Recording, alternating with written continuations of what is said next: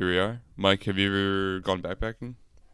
No. An extended hiking I've trip? worn a backpack. Okay, that's a good step. That's kind of like backpacking. Yeah. Same thing, yeah. Yeah. Spike, have you? Is backpacking where you have to like? I've hiked. I have not backpacked.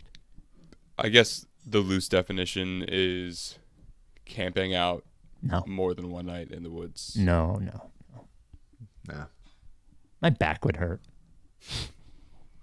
I would love to be able to do it, but my back would hurt. There's something and you know about- what? Like you've been hiking. So I go on these hikes, right? And you know, in half the hikes, there's a sign when you get there, and there's like, "Hey, here's what happens if there's a bear." And the instructions are terrible. They're like, "Act really big and scare the bear," which I know I would never do, even though I've seen many videos on the internet. If you go to bed in the woods, you could just wake up and right outside the tent, there's like a fucking bear. It seems like a bad thing to do, to go hiking where there are bears, but even worse to go to sleep where there are bears. Yeah, well, when you backpack, you need to store all of your food and anything that has a smell on it, like pretty far away from where your campsite is, so bears don't get curious and stuff. Yeah. They don't want to hurt you. They just Yeah. want some food. Yeah. So I don't know. Do you ever see that show?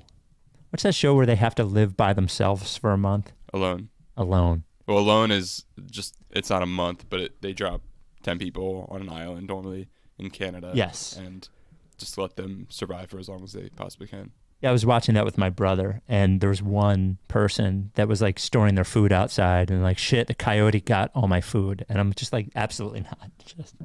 Yeah. I love hiking because I love the peace of mind it gives me, and you know, I like the exercise. But every time I do it and there's a bear warning, I'm just like, what the fuck am I doing? I don't want to get eaten by a bear.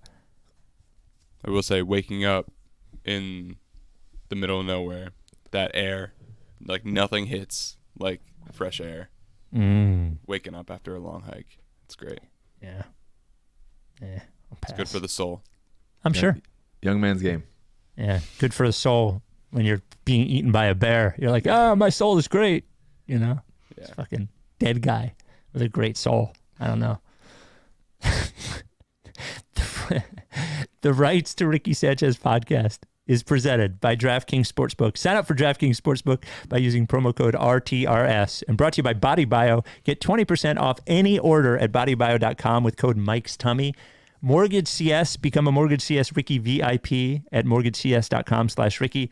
And Kinetic Skateboarding, get 9.1% off your first order with code Dave Silver. On the show today, the Sixers, without Joel Embiid, fall to the Heat on Christmas behind Tyrese Maxey's maybe worst game that I've seen as a pro. In Starhunter, perhaps an opening in Phoenix, maybe. Are we sure we don't want Zach LaVine? And yes, a player from the Washington Wizards. And finally, we hear from someone who claims to be in CJ's friend group on the voicemail line. Are they selling him out? You never know. Kinetic Skateboarding, I mentioned at the top there. So Christmas has come and gone. Perhaps you got what you wanted, but perhaps you didn't. Maybe you were hoping for a new pair of Converse, new pair of Vans, new pair of New Balance that people aren't going to find anywhere else. And you were disappointed once again by your friends and family. Perhaps your grandma gave you $100. You don't know where to spend it. The answer to all of these questions, kineticskateboarding.com.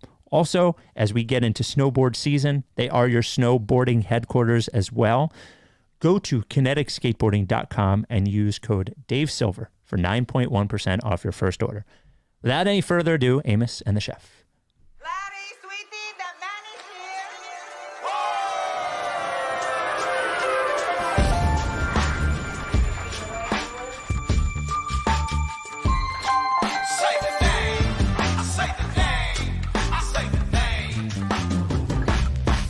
We were right, y'all. We were right. Even when it went wrong, we were right. We was right, y'all. We were right. So say the name. Say the name. We were right, y'all. We were right. Even when it went wrong, we were right. We were right, y'all. We were right. So say the name. Say the name. Say the name.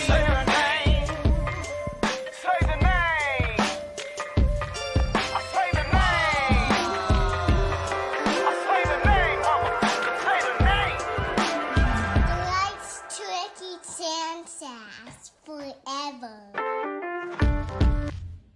Welcome to the Rights Ricky Sanchez podcast. I'm Spike Eskin, along with a guy who has never once been eaten by a bear. Not that I know of, at least. That is one Mike Levin.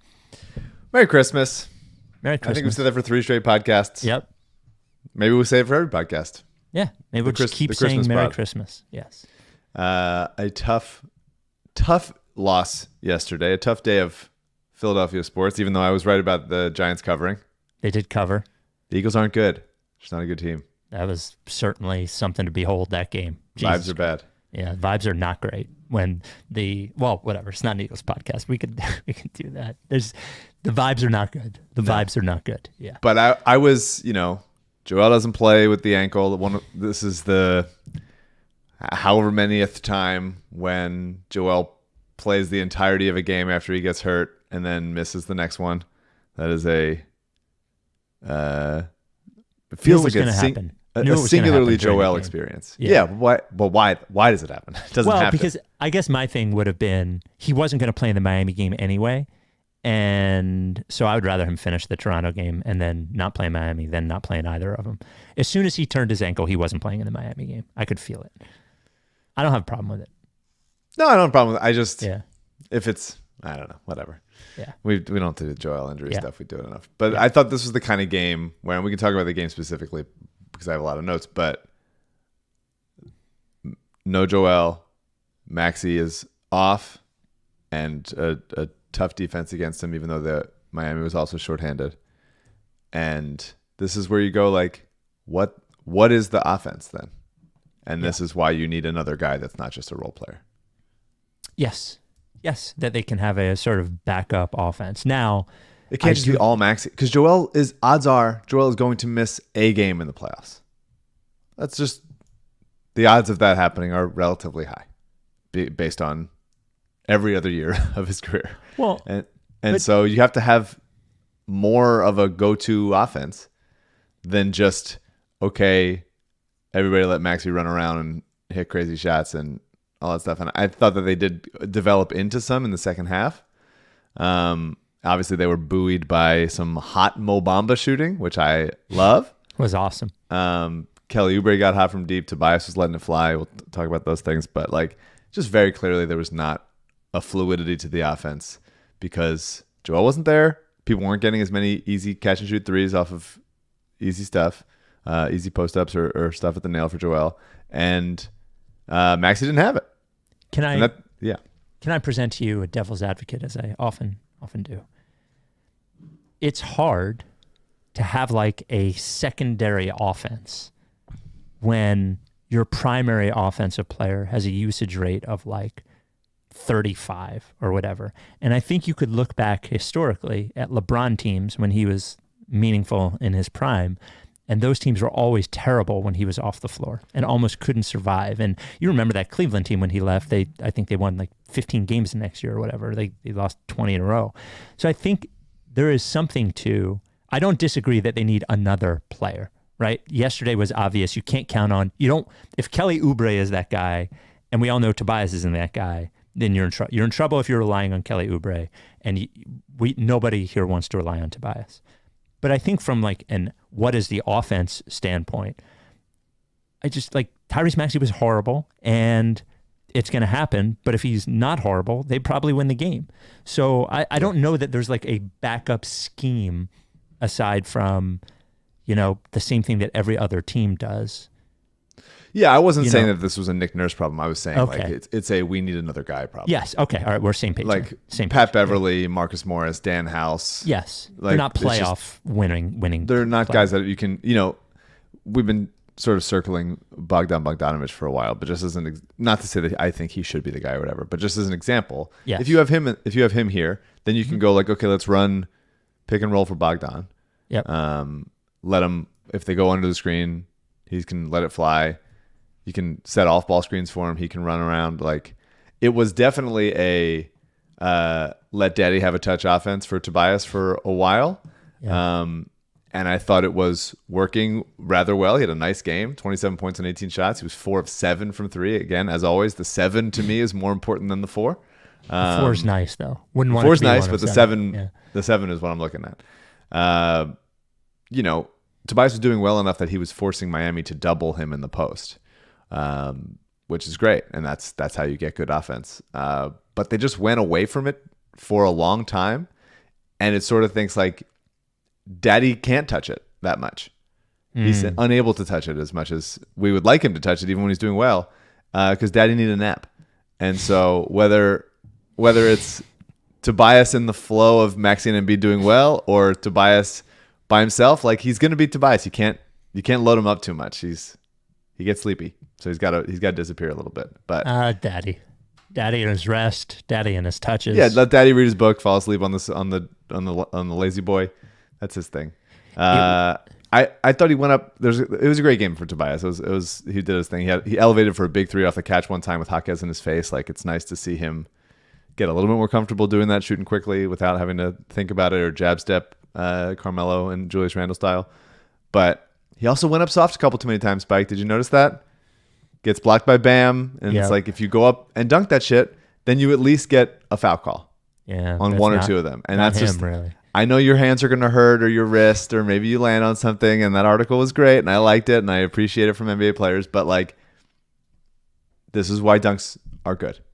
I'm going to call this segment toxic masculinity or whatever, when you are telling people rolls off the tongue. They shouldn't worry about being injured. They should just do things hard. No, I mean, if you're worried about being injured, I think don't play basketball at all. Don't go to bed.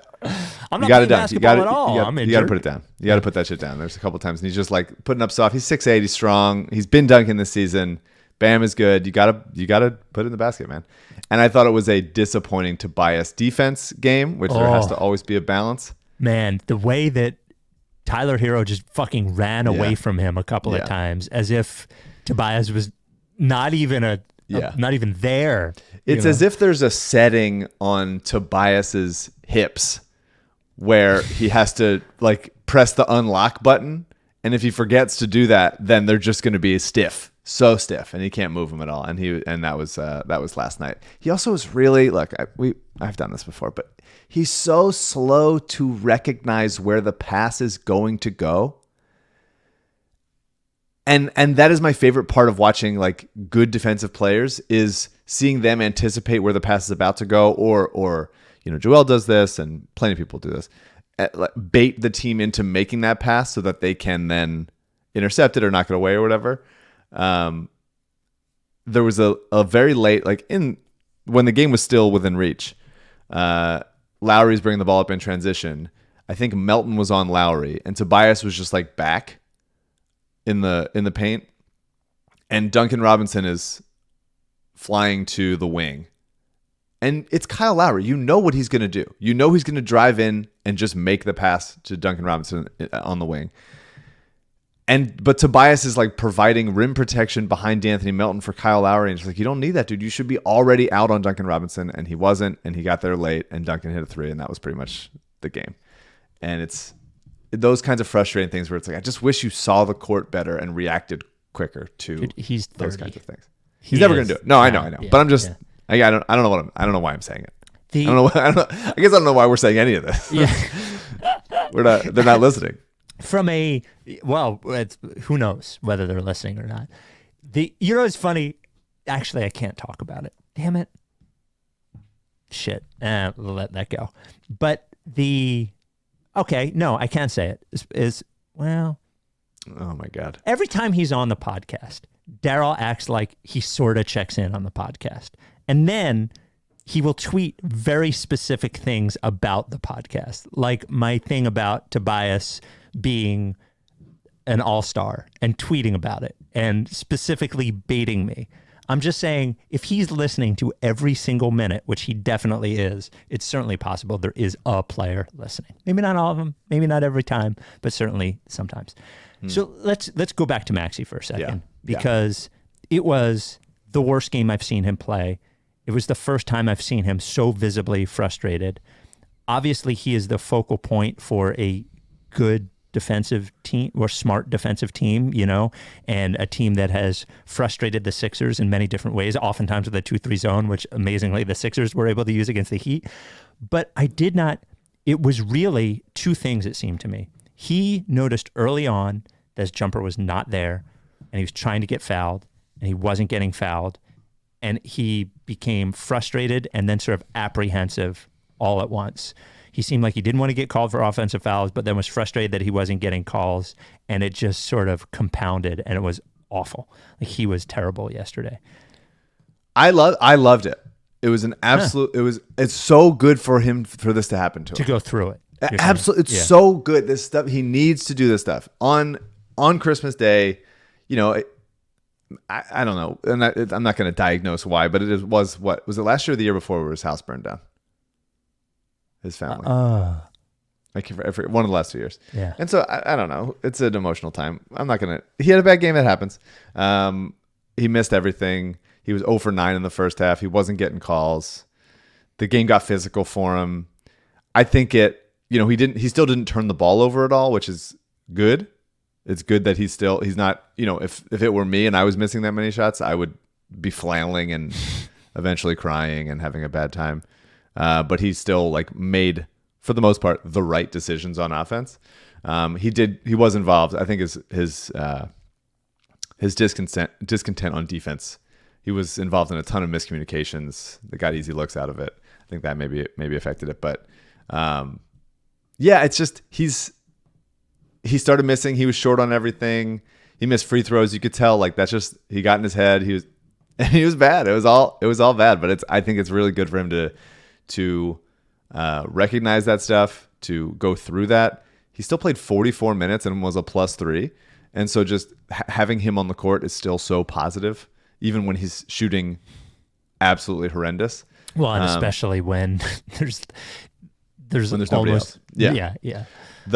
There was one moment. So Bam played, how many minutes did Bam play? 36. For the most part, their backup center was Kevin Love. Yeah. And Bam's an excellent defensive player. We'll get to him on offense. But like Maxey has to attack the basket when Kevin every moment that Bam was not in there. Yeah. And this is a Miami specific thing, but like it's Kevin Love back there, dude. He's 75 years old and his uncle's a beach boy. He's not doing shit. Yeah. He's not going to block anything. He might take a charge, but he's too slow to even like get his feet set before you're going around him. It's got to be a layup or a foul or a lob to the big. I think he got one time a layup for I think Bamba. Yeah. And it's just that's the thing that I need to see him like, yo, feel that. And when the step back isn't working and the just, 37 footer isn't working, especially if nobody's back there to rim protect, you got to take the ball to the rim and let something happen. And because even if they're collapsing on you, like the players know, oh shit, we don't have Bam back here, so we're over helping even more on Maxey. And then that's easy. Your kickouts, that's lobs, all that stuff. And that's the development, that's the growth as a passer, as a lead guard, to where like, okay, all the attention is on me and I don't have it, but I still have to make shit happen for other people. The other thing they're missing, though, as he attacks the rim on those things, and even if he's missing them, is without Embiid and without Batum, their best two offensive rebounders are gone too, which as he attacks and he misses. Well, B-ball. Yeah, but B-ball was on the court for like 10 minutes yesterday. We'll talk about it. But yeah, I mean, like Bamba for lobs, Kelly Oubre for lobs, kick out to Tobias, Melton cutting, all that stuff. Like, he didn't have it, and it felt like he still took 20 shots, which is good. I'm not saying take fewer shots, but the shot diet to me should have been more in the attacking, trying to finish at the rim, force somebody else to get there. He went to the line 6 times. That's not enough. And some of those were foul calls, but like I also think he could have put his head down a little bit more and just blew by some guys that he didn't do. He did have one really beautiful bounce pass to Tobias for a corner 3 when the defense was keyed in on him. It was a really nice relocation of the corner for Tobias. But like, he's got to feel that, and these are the growing pains that he has to go through. All right, Vegas Mike. The Rights to Ricky Sanchez podcast is presented by DraftKings Sportsbook. Vegas Mike, I don't know if you've seen the line. Obviously the Eagles have bad vibes. You did say that they would not cover yesterday. You are correct. Yeah. I think they wound up as 14-point favorites against the Giants, but it opened up at 11.5. Insane. So Eagles at home against the Arizona Cardinals. John Gannon. He will not leave the city alive. Have you seen the line? And if not, what would you No. guess the line on this? Vegas Mike, tell me the line on Eagles Cardinals next week. Again, is a interesting. game that the Eagles have to have. They have to have all of them now. It's interesting. Niners lose last night in relatively embarrassing fashion, Yeah, which was Brock nice to Purdy, see. 4 interceptions. So the bye remains a possibility. The 49, so the Eagles would have to win out. 49ers would have to lose once, and the Cowboys would have to beat the Detroit Lions. That's the other thing that has to happen. But yes, certainly possible. Certainly possible. So against Arizona in Philly. Yeah, at home, as you said. That's what in Philly means. Yeah, that is. Uh-huh. I'm going to say it's still going to be too high. Yeah. I don't think it's as high as the Giants was last night. I'll say Eagles 10.5. Wow. Look at Vegas Mike. Just you're spot on. Wow. Eagles 10.5 point favorites at DraftKings Sportsbook right now. And another, just to bring it over to NBA futures, the Sixers, who opened up the season at plus 1,800 to win the title, are now down to plus 1,000, which is fourth. Wow. Tied with the Suns.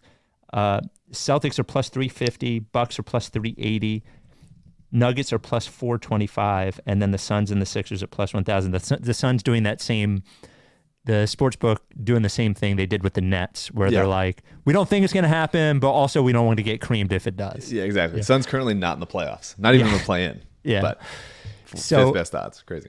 DraftKings Sportsbook and Embiid by far the favorite for MVP.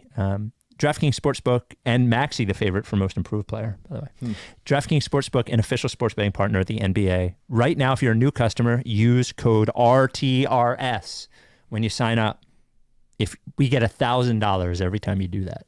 No, we don't. But use code RTRS. It's good for you. You get $150 instantly in bonus bets just for betting $5. That is an instant win just for you. Use code RTRS after you download the DraftKings Sportsbook app. Now, use code RTRS. New customers get $150 instantly in bonus bets just for betting $5 on basketball. Only at DraftKings Sportsbook with code RTRS. The crown is yours. Gambling problem? Call 1-800-GAMBLER. Got to be 21. See show notes for details. So, I wanted to bring it up now because everybody's wondering online, and I was wondering, I have to imagine Covington not playing at all has to be a knee thing, even though he was available. That was my thinking. It has to be, right? He can't just not play him. He's playing KJ Martin, who he doesn't want to play. He's playing Springer, who he doesn't want to play. You know, He played Springer for 42 seconds. so 42 seconds more than Covington played. Yeah, I think it was like if everybody dies on the court, then Yeah. Covington can come in. But it was not a game that they were expecting using him unless it was of a disaster. Has to be. It has to be. Because especially when they went small, like B-Ball got in foul trouble. It was a bad game for B-Ball. He did have a couple of good moments for a back. Yeah, of course. Yeah. And he was still plus 12 in those 17 minutes. Yeah. But like he had got to his lefty hook with Kyle Lowry on his ass. That was fun. He had 4 fouls in the first half, and he's just got to be smarter than that when Joe's out. Like when Joe's not out, people that worry about B-Ball foul concerns when Joe is playing, like I couldn't care any. There's not a possibility that I care any less. When he's not going to play enough minutes for it to matter. But when Joe is out, like he really has to sort of tweak the way he plays to stay on the court, because if he can't get you 25 minutes in those situations, and they don't really trust Bamba, although he did play well last night, Especially offensively, Bamba. Like looked not just hitting shots, but flow wise. Yeah. Just it really looked impressive, I thought. Yeah, I mean, he was just in the right place. He was rolling. He was making himself available, kept his hands high. At one point, he scored 11 straight points. I thought he also passed well from the high post. He did miss a lob, which I think should have deducted points from him. For me, I like that he tried the lob, but can you please complete the lob? Well, the first thing you got to do to complete the lob is try the lob. So it is That's step true. one. You're not wrong. Admitting But yeah, you I have a think problem. he was just like he got some rebound. It's still weird. Like he's 7'3", and he's going like up and under on stuff, and I'm like, you're so big, you gotta dunk. You got to do it. And he's going like up and under because like, friggin' Jaime Jaquez is back trying to protect the rim. It's like, you are a full foot taller than him. What are we doing? But he just really can't move his feet on the perimeter. With Bamba in, I'd pretty much go zone the whole time. He's really slow to rebounds. The Sixers gave up partially because of him, partially because of them going small with Marcus Morris at the 5. They just gave up a ton of offensive rebounds in those minutes. And the small 5 in his zone with Marcus Morris is just like he doesn't know where to stand. Like there's an easy pass from Lowry to Love underneath. He gets a layup out of it. They're just Kyle Lowry's old ass beats Marcus Morris off the dribble. Like I appreciate Nick Nurse trying stuff, and I definitely think going small ball 5 with like Batum, Covington, Tobias, or Oubre is workable sometimes when B-ball doesn't have it or the right matchup, whatever. But it's definitely not Marcus Morris and Dan House as the 4 and the 5. That can't be the answer. So that was wrong, and that's why they lost the game when they, look at the bench plus minus. Like Pat Beverly was a -18, Marcus Morris was -17, Bamba was -13, and the whole starting lineup was in the positive. And I think it was just because they tried this small thing that they couldn't get a rebound out of, and also didn't have enough juice to score. But yeah, for B-ball, look, I've developed a vendetta against Bam Adebayo. I know. And it's because like he's such a wonderful defensive player. And I think he's an absolutely fine offensive player. He screens, he fouls every time he screens, but they don't call it. He should be better. He's just not that good as an offensive player. Yeah. He's a screen and roll guy. He's Clint Capella that they let like shoot jumpers sometimes. He should be shooting threes by now, honestly. But I don't want him shooting threes. He's not a good shooter. But he's a terrible shooter. Yeah. He's a really, really bad shooter. Like he's turned himself into a better foul shooter, and he has some mid-range like off of rhythm, and he's got a nice touch like around the basket. But holy shit, like any pull-up jumper from Bam, and on the broadcast they were like, "Oh, he's getting to his midi," and it's like, please God, let that be the case. Let Bam take as many mid-range jump shots as he wants. And B-ball bit one time on a pump fake. That I'm just like, you can't do that. And the next couple times that he got him for it, he doesn't bite, and he forces 2 straight air balls from Bam on like 13 footers. It's just like, that's fine. You're so fine with him taking that shot. If that is what he wants to be. Now, if Bam gets if he gets into your body and then gets into like a 4-foot hook shot, that's a different story. He can hit that. But when it's like Bam ISO mid-range, he's not Joel. He's not close to Joel with any level of skill from the mid-range. Are you doing the Killicow tweet about I was told Steph Curry couldn't shoot threes? No. People definitely think Bam is like a good offensive player and should be doing more, and his mid-range is such a weapon, and that's I'm not doing Killicow. I'm not doing it. Okay. I thought I think at one point in his career we all expected him. He was a fine offensive player, and everybody expected him to get better. And what happened was he never got any better on offense. Like he stayed where he was 3-4 years ago. I mean, I agree, but I think people still give him credit as being like exceptional. And he's shooting better percentage wise. He's shooting better from the mid range than you can look at his career arc and it's like, oh, he has gotten better at that. But I still, in the context of, oh, do we double Bam or do we bite on that pump fake and then let Tyler Hero or Duncan Robinson or Jaime Jaquez have a wide open 3? Like, I know what I'm choosing every single time. And I'm glad like B-ball made the mistake, but I'm glad then he stayed down the rest of the time. I'm so not a Bam offense guy. I'm so not. But he dunks. That's nice. He does. So it was a big Oubre offensive game. He's fun when he's cooking because he thinks he should be cooking constantly. You could see it in his eyes because he has all the moves down. He's blowing kisses. It's great. And there's Melton seemed like he missed so many layups, but he did have one hammer dunk that was great. But he did miss. There was one where I thought he was doing the Jordan spectacular move thing, where he switched his hands in midair to lay it in and blew the layup. So yeah, he's gonna. The dunk was cool. I'm glad he avenged himself with that. He does shoot 100% on calls when the shot gets negated, when he gets like, when it's either like a travel or like he gets called for a charge, that shot goes in every time. So that's good. Doesn't count, but he does. Yeah, he missed a couple at the rim. There was the ultimate Melton play of the season was, at least on offense, was he somehow takes a fadeaway hook shot. He spins into a fadeaway hook shot. Okay, airballs it. He dives on the ground for the rebound, short.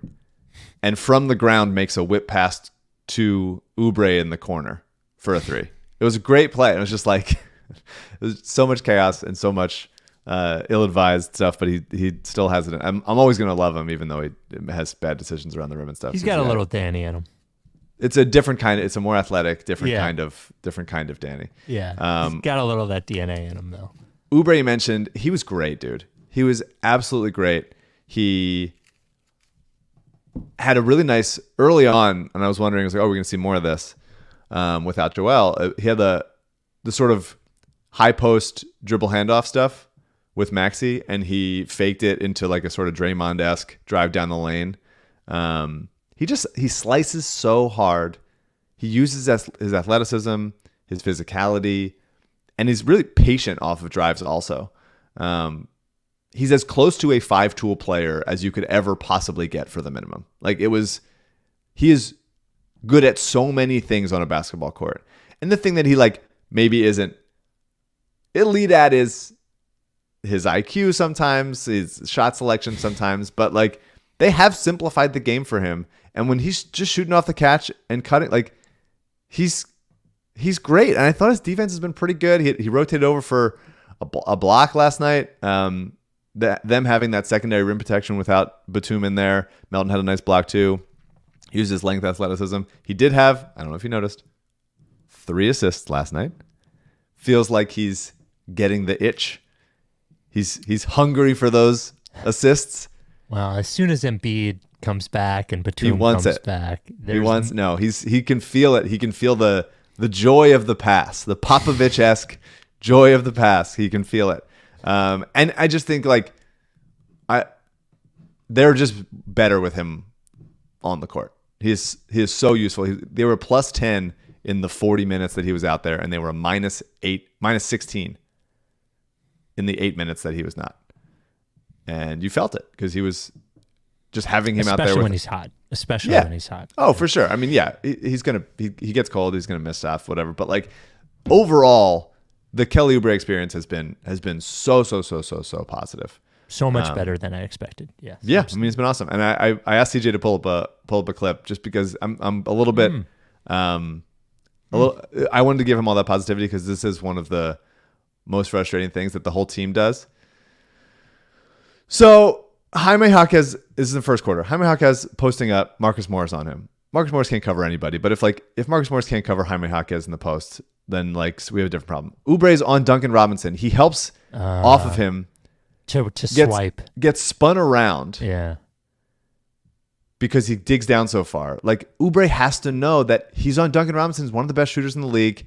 He relocates for 3. Kelly gets spun around. Well, he's either got to do it or not do it there. You know what I mean? He's either got to go all in on Jaquez or stay at home with his guy, especially Duncan Robinson. Of course. If this was a stiff center or something like that didn't have the fluidity to make this pass or whatever, maybe you can go, I'm going to strip it, whatever. But it's so, I start seeing the ball and I go I'm hungry for it. I got to make this play. I got to look at it. And he gets distracted. And you just have to be so much more disciplined when you're covering a good shooter like that, because too many good shooters, especially guys like Duncan, are able to relocate and make you look so silly, which he does here. So silly. And it's just I am fine. Look, if Marcus Morris cannot cover a rookie Jaime Jaquez in the post and force at least a tough fadeaway, then he should not be on an NBA court. And you don't need to double. That's giving them the wide open three to that shooter is so much worse than a tough contested fadeaway for a rookie who is a really solid player and obviously was going to be good. And it was insane that he fell that far again. But like you're fine with that shot. You're fine with that shot. And it just kills me. And Kelly does a lot. Melton does a lot. Tobias does a lot. Whole team. And they have to be just way more focused on defense and disciplined and not leaving shooters like that. The Rights to Ricky Sanchez podcast brought to you by Body Bio. Love Body Bio. Body Bio makes this E-Lite. E-Lite is pure electrolytes. I ask you, Mike, are there any artificial colors or flavors in this E-Lite? No. Answer is colorless. No. Colorless. Is there any sugar in this? No. No. All there is electrolytes. Why is that important? It's important because you're drinking a lot of water. You know, you walk around with your water bottle or whatever, drinking your 64 ounces a day, whatever the fuck it is. But you also need electrolytes for pure hydration, and that's what E-Lite is. Now, most people, they'll take a capful in the morning, capful in the evening, put it in what they're drinking. They stay perfectly hydrated, like Mike, for instance. Me, I'm fucking hardcore. I drink it straight ahead because it tastes great that way. It actually doesn't taste great that way. It's actually fine in your drink. You don't taste it at all. It's a little salty, but it has changed my life. I don't have cramps in my feet anymore. I used to get so many cramps in my feet and my calves. I would get cramps in my feet while I was driving. Not great. Not great. Body Bio, I urge you to try E-Lite. I urge you to try liposomal vitamin C. I urge you to try butyrate. Every product that we have talked about that Body Bio has is wonderful. They're continually working on their products, changing things. They are small, they're nimble, but they're awesome. Body Bio. Go to bodybio.com. Use promo code Mike's Tummy, all one word. You'll get 20% off E-Lite, get 20% off anything in the store. Again, just try this. I'm telling you, I've gotten several emails telling me that it has made a difference for them. I was talking to the guy Ken last week. Ken has made a difference for him. Hey, Ken. Go to bodybio.com. Use code Mike's Tummy, 20% off. Body Bio, Body Bio. Last thing about the game. Yep. Like a fine loss in Miami on Christmas without Embiid, without Batum, with Covington. Let's please, for the love of God, let's just assume he was unavailable, even though he wasn't unavailable. They just didn't have the guys to do it, and for other guys to step up, and for the defense to, have at least a few good moments. Aside from the small ball that didn't work. Like there was a time when they ran out a Pat Beverly, Dan House, Marcus Morris, Tobias Harris, Mo Bamba lineup. Not really championship stuff. Not quite championship stuff. I mean, Beverly's been bad for a little bit.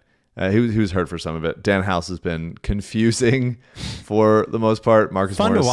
Fun to watch. Marcus Morris, if he's not hitting shots, is the least useful player in the league. And I think Miami also got some like cheap whistles shit. Like they were no bias. It was just like it happened to work out that like, man, there are a couple cheap shit there and Maxey's not getting a call for his life. But yeah, not a bad loss. A fine thing for Miami, for Maxey to deal with in his growth as an all-star caliber player. And hopefully they haven't said how long Joel's out for, but I mean, hopefully not much. How long is Christmas? Right, one day. Oh, well, they said they would be reevaluated before. I guess that's part of the Jesus lore that I still am trying to figure out. Merch Madness, Jesus lore, blah blah blah blah blah. Mm-hmm. They play Orlando on Wednesday. Maybe my Magic. Your Magic. So, news came out yesterday. You mentioned that the Suns are not in the playoffs right now. Suns lose Christmas night to the Dallas Mavericks in a game that I did not see because it was on so late at night. There's no chance I was watching it. But CJ, could you play this clip from Woj about Kevin Durant's unhappiness, the eternally unhappy Kevin Durant? Start with Kevin Durant. You talk to people in Phoenix and around that organization, they can feel the frustration with Durant. Part of that certainly is the missed games for Brad Beal. This team was built around those three stars. the underwhelming supporting cast that comes from those massive trades for Durant and Bradley Beal that really gutted the organization and left them, having to sign a lot of minimum players to fill out the payroll, and then understanding that they lack the assets, the draft picks, the trade capital to go out and really improve this team. This is something they're going to have to manage in Phoenix with Kevin Durant. You've seen it before, and it is a stark reminder of how short of a window and how this team has to win big, and they have to win big quickly based on how it was constructed, and having Kevin Durant still playing at an all-NBA level and a healthy Kevin Durant. And there's a lot at stake for this organization. It's got to change soon. Okay, Mayor of Scottsdale. Now, as we move into Starhunter, obviously the Sixers aren't going to get Kevin Durant. Certainly not this year. But this paired with Eric Gordon's unhappiness. Would Eric Gordon be a guy? He is a capable ball handler. He's an outstanding shooter. He's a bulldog defensively. Would you trade a pick if you could make the salaries match for Eric Gordon? I wouldn't trade a pick for him. No, he's 35. Yeah, but you just need him this year. But he's 35 and not the guy he used to be, and he's complaining about touches. But that place sucks. The vibes here are awesome. You kidding me? Him and Kelly Oubre would be talking about how they love the amount of touches they get. Yeah, I mean, I resent the idea that the supporting cast isn't doing their job. It's they're all getting paid $12. Yeah. Grayson Allen is shooting 45% on three. Eric Gordon's shooting 39% on three. Yusuf Nurkic is doing his thing. It's buddy, your team traded for Brad Beal and he's played 6 games. Yeah. He's frustrated. At some point, this is all this bullshit that Kevin Durant has done since Golden State has to come back negatively on Kevin Durant. Yeah, for sure. Yeah. And Chimezie Metu had a great game last night. I was had a 20 and 20 game. And I like Nas Little, Keita Bates-Diop is solid. Josh Okogie's defending his ass off. What did you expect? This is it. You got a big three and you got a couple. I thought they made some solid moves around them. But it just takes time to grow that shit together. Play together. People don't seem to be happy with Frank Vogel. But yeah, Eric Gordon, a solid player. He's at the minimum.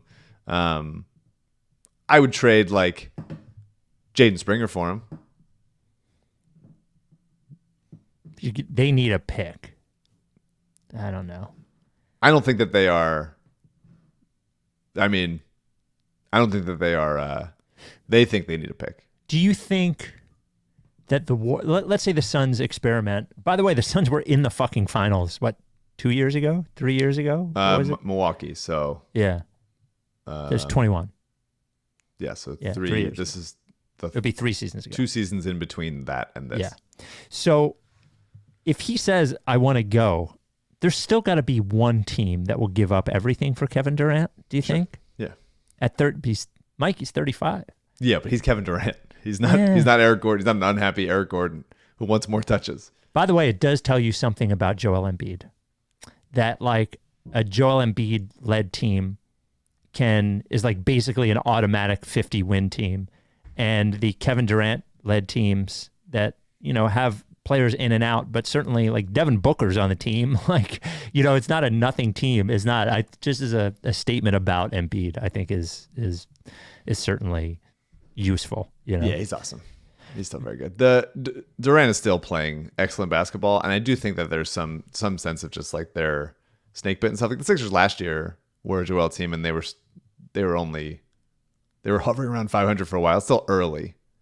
Yeah, but it's over. You think it's over for Phoenix? Yeah. Oh, I don't agree with that. They were never winning a title anyway. They're not. Well, sure, but I think if you thought that they were capable of that, then I don't think that 20-some games changes that for you, especially without 30 games. Seeing not seeing them all healthy and stuff. That's the risk you run when you trade for Beal. That's why a trade I wouldn't have done. But I don't think. Would you trade Tobias for Beal? No. Okay. Just asking. I mean, if the contracts if they were both for 1 year, then yeah. Well, sure. obviously, yeah. But no, Beal's getting paid so much for so long. So- and we don't know if he's like that good anymore. We got this from Will, writes to RickySanchez@gmail.com as we continue in Star Hunter. Listening to the pod this morning and how Spike dismissed our chances of getting Mikal Bridges out of hand because, quote, we don't have enough to trade for him. I don't necessarily disagree, but it raised the following question. Do you think the trade market has gotten more sophisticated about valuing individual picks rather than total quantity of picks given a bidding war? For example, the Clippers' unprotected 2028 first seems more valuable than the combined heavily protected picks the Knicks have. With this in mind, where do you think the Sixers rank among teams looking to be buyers in the trade market at the deadline or in the offseason?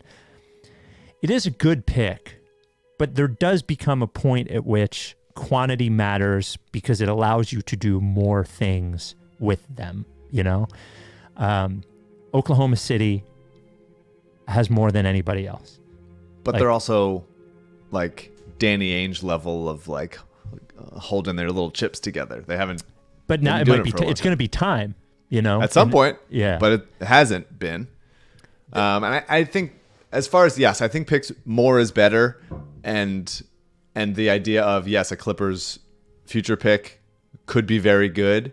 But I think also with the new arena with Ballmer, like teams are doing the calculus that it's not like the Clippers are going to go through a tank. You know what I mean? Yeah. That could be a top 15 pick or something, but I don't think that that's going to be like a top 5 pick because especially if the pick is gone, like they're just going to keep spending to at least be competitive and put on a show. Yeah. Huh. But I don't know. I mean, it's everyone's value is different. The thing that I don't know and that I think that they're still sorting out is because of the new like CBA rules about how you're more penalized if you go deeper into the second apron, if you have more, salary locked up. There could be teams that decide we're not paying this exorbitant tax or we're not hamstringing ourselves with like picks or cap in the future because we don't think we're good enough this year for it to matter. Yeah. I think some teams will go like, hey, we're, I don't have the cap numbers in front of me, but like say the Nuggets or the Celtics or whatever, they'll go like, okay, yeah, we will pay a premium for competing now because we think we're at that level versus if you're the Hawks or the Nets or Memphis or something going like, hey, this season's not really going anywhere. Let's make a trade that is more about getting off some salary in the future than it is about like, oh, we can get the best possible value for this player. So it's still early enough. It's been like 29, 30 games. So it remains to be seen who decides to pull the string. The Cavs. Well, the Cavs are a real question. The Raptors are still 11-18. That's insane. The Jazz don't have a ton of salary, but it's just a matter of like who makes the choice or which owner makes the choice that like I'm not fucking paying that much for this. And then maybe the Sixers could be the beneficiary of that. And a voicemail to 833 Lickface. Hi, Will from Virginia here. With 2 late first-round picks and expiring contracts, we're not going to get anyone we actually want, like Lauri Markkanen or Og Anunoby. But what if you had a choice between Kyle Lowry, Malcolm Brogdon, or Andrew Wiggins? And also, a quick jigsaw. For the rest of your life, would you like your penis to be double its current length and width or half its current length and width? Thanks. Your face was great. I'll take the first question first. Kyle Lowry's cooked. I don't want Kyle Lowry. Kyle Lowry's cooked. Not worth trading anything of value for him. Although if he was the backup, if you replace like Pat Bev with Lowry right now, that they would be better. He is a helpful basketball player on the court. But I'm just not trading anything of value for him. Malcolm Brogdon is fine, but I don't think that don't want him going for it. In the world of they have one big move, one small move that they could make. I don't think that I would want that to be Brogdon. And every fan base is relieved when Brogdon is gone. I'm telling you, I see too much of that. Milwaukee, you said that about Oubre though. Does that give you any pause? No. I will make the bet that I made on Oubre every time. I'm sorry. The difference being Oubre made the minimum, and that's why I was so high on it. Is because like this does not matter. He is athletic. He is a wing. He can shoot. If you change his shot selection and simplify stuff, could he pop? And he has, and it's been great. And even if he starts sucking for the next 2 months, then like he's on the minimum and he's gone. Yep. Brogdon obviously makes quite a bit more, and that would be why I'm not interested. Who was the third one? It was Brogdon. It was Lowry. It was Penis. Yeah. CJ? Yeah. What's that? CJ, do you remember who it was? CJ's fucking. CJ's name. He's thinking about backpacking. Hi, Will from Virginia here. Yeah, Penis. But what if you had a choice between Kyle Lowry, Malcolm Brogdon, or Andrew Wiggins? Absolutely Wiggins. not. Oh no, Yeah, no, absolutely no. not. Yeah. He had one like solid season as just the athletic rebounding guy on the Warriors team when shots were going in, but he settled back into the sort of disappointing, bad shot selection, not a very smart player. No, I'm not trading assets. It's just like I'm either getting a cheap, very cheap guy for like a pick or like Springer or KJ Martin or whatever, who I did like a little. I liked his minutes last night. KJ Martin. I'm interested. I'm tantalized. He's big and athletic. Well, and he's probably the third best player they have on a fast break on the team behind Oubre and Maxey. Had a nice little Euro slow down, and he's crazy athletic. He's got a big body. I think he stinks. I liked him covering. I think he covered Tatum a little bit. It's just like he tries. He tries, and he's big and athletic, and that's a lot of it. I'm interested. I'm not writing him off. What was I saying? Oh, but and then so it's one of those like small deals for like a backup point guard, or if they feel like center is an issue that they can't trust B-ball to stay on the court for long, and if they don't think Bamba can hang defensively, whatever, like something like cheap. And then the big trade, which is the 3 picks that we have to trade, plus whatever big matching salary, whether it's Tobias or Covington or Morris, that's Dan House and Korkmaz combined, whatever. Those are the options. Anything in the middle there that like gives you somebody that could help a little bit, but takes you out of this other thing. Maybe by February, you can make that trade and go, hey, there's nothing else there. There's no other like right superstar, close star trade for us to make with what we have here. Then maybe you go, okay, we got this one in our back pocket. Here's Bojan Bogdanović or whatever. Fine. But I'm not making that trade now or over the next month. I'm waiting until the last minute to go like, okay, this is the best role player type thing we can get. I'm saving my picks for this offseason. I have one more Star Hunter question for you. I've asked you several times. Do we have to answer the penis question, I think? Yeah. Oh, yeah. And then, do I want to do mortgage CS after the penis thing or before? Double is the answer. Why not? No. Wide as hell. Mine's already too big. A half size would be better for everyone, I think. Sure. Yeah. I can understand why you would go that way. Right, yeah. And we've obviously shown each other our penises, so we know. Yeah. Wider the better. I want it wider than my hips. Blowing past it. I need special pants. CJ, I'm sorry. I think we got to get everybody to weigh in on this. Call Olinger. Yeah, I was thinking of going the cut it in half answer because that's like, you're insinuating that wouldn't hurt you too much. But sure. Yeah, I got to go double for sure. Wow, you guys, I feel bad for both you guys. Yeah. That's what it's about. That's what it's all about. The Rights to Ricky Sanchez podcast is brought to you by Mortgage CS. We got this email. Name not disclosed. Been following the Sixers since Fred Carter and Freddie Boyd were in the backcourt. I practiced law in Princeton and have handled many residential real estate closings. When my daughter was shopping for a house in Philadelphia and needed a referral to a mortgage company, I had no past connections, so I said try Mortgage CS. She needed to be qualified to make an offer. She called Mortgage CS and was qualified in minutes. She used Mortgage CS for her loan, got a competitive rate, reasonable closing costs. The closing went smoothly. I'm impressed. Mortgage CS is everything you guys say. Sixers are different because they have a built-in defect to overcome. They don't have a built-in defect to overcome. Simmons won't shoot, Harden disappears. All we need is for each player to play up to the skills they have and for Embiid to stay healthy. But back to the Mortgage CS stuff. That's great. Imagine a lawyer in Princeton saying, you know what? For a mortgage for my daughter, I really don't have anything better than what I heard on the Ricky. Sends his daughter to Mortgage CS. She is happy. Mortgage CS is different than the places that you Google and come up first in Google. They're different. They're independent. They're going to give you direct personal service. Mortgage CS, concierge service. That's what you want. They're independent. They do not have ties to any specific bank. They are working only for you, and they're there for you whenever you need them. Call or text Ben, their CEO, anytime. 267-391-7425. 267-391-7425. You know what? Somebody who's in the chat right now, I want you to text Ben, ask him the penis question.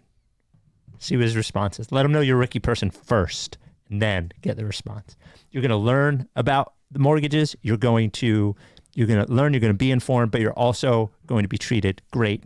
Mortgage CS, be like every other Ricky person who has reached out to us about their experience at Mortgage CS. It's always been great. Go to mortgagecs.com/Ricky to schedule a consultation, or call or text Ben 267-391-7425. That is 267-391-7425. Love Mortgage CS. This advertisement is not a commitment to lend or extend credit. Mortgage CS is an equal housing opportunity mortgage broker. All loans are subject to credit approval. Certain restrictions may apply. Company NMLS 1464766. Visit mortgagecs.com/Ricky for more information. So I've asked you this question many times, but we got this email from Norman, CJ's dog. Norman says, what's up, guys? I just got done watching Tobias Harris score 9 points and be a ball stopper against the Wolves. I can't do it anymore. If the Sixers want to be a real team, they cannot go into these playoffs with a scared Tobias as their third option again. I know where everyone stands on Zach LaVine, a good player who may fit somewhat well with a really scary contract. But if you can get him for cheap, like Tobias and a pick, I think you have to do it. That would also leave them enough assets to go and get another bench scorer or another wing defender. I know we were out on Zach LaVine, but it does seem like when you watch games like last night, if there was someone else that could go nuclear, and that person is not Tobias, I need you to talk me back into it. But like, what if you could get Zach LaVine and Alex Caruso for Tobias, 2 first-round picks, and Jaden Springer? That's interesting. They're getting off of Zach LaVine, which is really all they want to do. They're getting basically 2 firsts for Caruso. Maybe they're getting Tobias and Springer for LaVine. I don't know. I sort of don't think that they want to trade Caruso. I think they're a really poorly run organization that goes like, well, why would we trade the guy? That's good. Yeah. And not realizing that they have a really bad sense of value and what the goal of an organization should be. Because if they make the playoffs, they're going to be in the 10 seed and probably lose in the play-in. Yeah, so we'd have to add 10 more million in salary. So maybe it'd be, Korkmaz and House. Mm-hmm. And then you're saying both picks. So that would be picks. Or 3 picks. So that would be 2 picks. 2 picks. 2 firsts. So Clippers and then R29, let's say. Yeah. I have you thinking. Yeah, it's interesting. I mean, it gives you another playmaker. It gives you another guy who can shoot off movement. Caruso, having one of Caruso or Melton on the floor at all times would be very nice. I think your playoff rotation would then be Maxey LaVine is pretty tough defensive backcourt. That's still where I land on. But if it's Maxey, Melton, LaVine, Batum, Embiid, yeah, with Caruso, or maybe you start Oubre, Caruso and bring Melton off the bench. I think it'd be more likely that you'd start Caruso's off the bench. They probably wouldn't want to fuck with that, would be my guess. Caruso's already coming off the bench in Chicago. Melton's already starting. You'd probably just leave it as is. So Maxey, LaVine, Caruso, Maxey, LaVine, Melton, Batum, Embiid, and then Oubre, B-Ball, Cove, and Caruso would be my 4. Mm-hmm. And I would have Marcus Morris obviously out of the rotation, Beverly probably out of the rotation in the playoff situation. make sure one of Maxey or LaVine is always on the court. It's compelling. Mm-hmm. It might be the best that they could do in this season.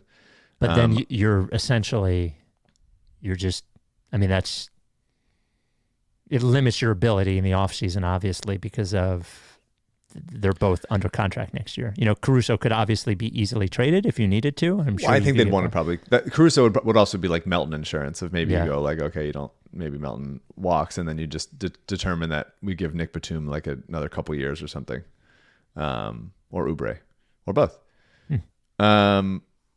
It's interesting. I really struggle to see a Maxey LaVine lineup ever defending enough at a playoff level. And I know you care less about that. And I would probably take a slight step down on offense for at least like not so exploitable on defense. Can I just throw this out there though? That the Nuggets just won a championship starting Jamal Murray and Michael Porter Jr. Yeah, Jamal Murray is way better of a defender than Zach LaVine. He's turned himself into an absolutely solid defender. And Michael Porter Jr. is at least big. Okay. And you can be, if you're 6'9", 6'10", as a pretty weak defender, at least you have the athleticism and size that Porter does. Even though I don't think he's a good defender, he's gotten better since he's gotten into the NBA. But you can make up for it when you're that big. And when you're not, when you're 6'4" and you don't give a fuck, you're just standing there. Okay.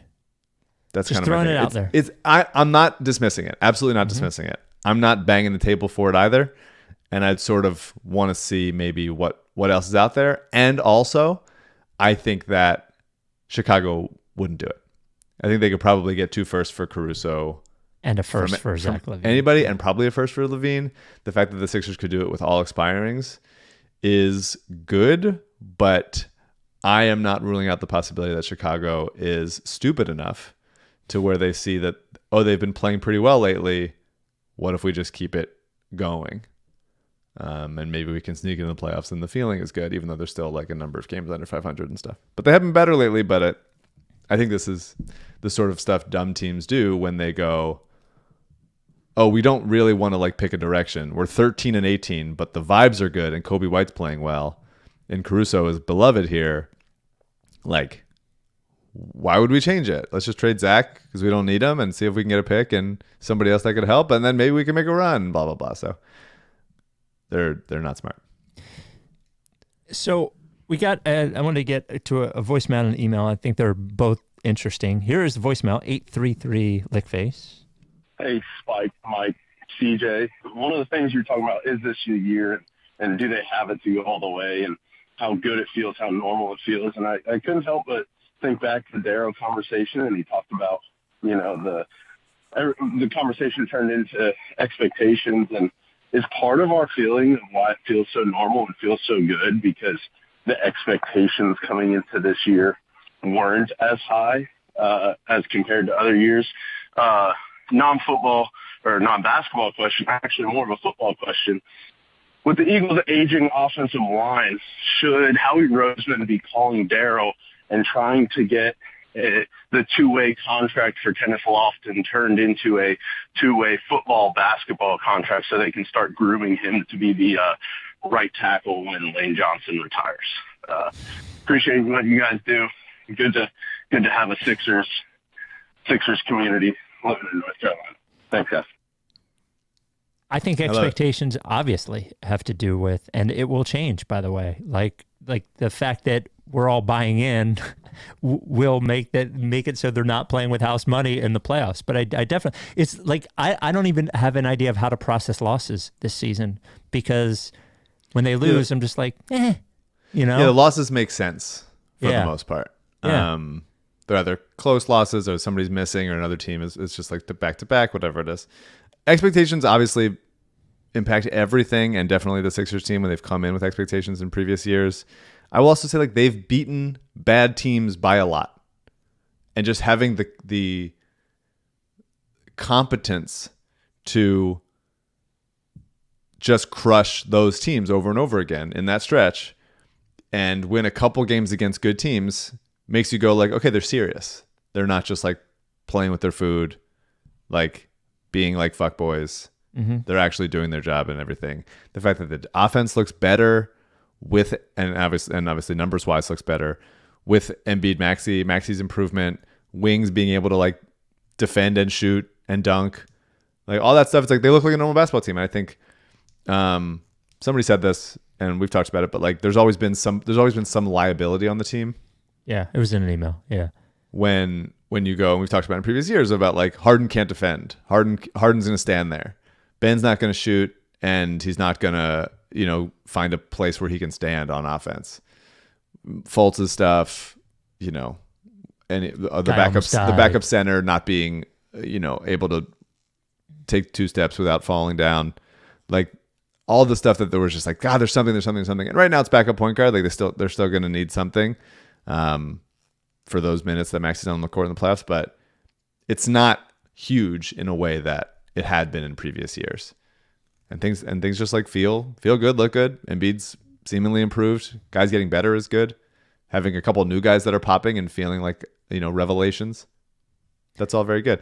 Kenny Lofton as an offensive lineman rocks. I forgot to say, I might have said this before when we were talking about him for the draft or just previous years, but have I told the story of me playing against Kenny Lofton, the outfielder in basketball?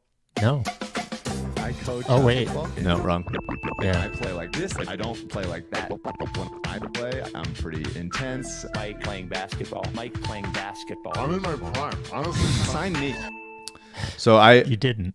When I was an assistant, my boss gifted me and another guy, my friend Nate, like 2 months of this gym membership out here. This like fancy gym that has a really good basketball court. Okay. I was probably like 23 or 24, and he was just like, "Come play basketball with me," every before work or whatever, a couple days a week, whatever. And we were like, "Oh, this is awesome! This is sick." Kenny Lofton played there sometimes, and we're talking about the outfielder. Kenny Lofton. Yeah. And he was probably at this point, I don't know, you could probably look it up, but late 40s. Okay. And he's not that big. He's probably maybe an inch taller than me. I don't know. How big is he? He didn't seem that big, but he absolutely smoked my ass over and over again. He played for Arizona basketball. Yeah, he was like good. In a Final Four. And he started like talking to me and I was like trying to be nice. And I was like, I'm not talking back. What are you talking about? And he had so much bounce still. He was so fast. I was a worse player then. I've gotten better since then. And I maybe was shook by the fact that it was Kenny Lofton. And the fact that he was absolutely roasting me over and over again. He was like daring me to shoot. It was pretty rough, but it was great. I mean, like, it's a great story. I'm happy to have that have happened to me. But yeah, I want to make sure I got my Kenny Lofton story in there now that his non-son is now that a person who's not related to him whatsoever in any way, but does have the same name. This came from Raphael, writes RickySanchez@gmail.com. Hi, Spike, Mike, and CJ. There's a question I've been pondering recently with OKC's success this season.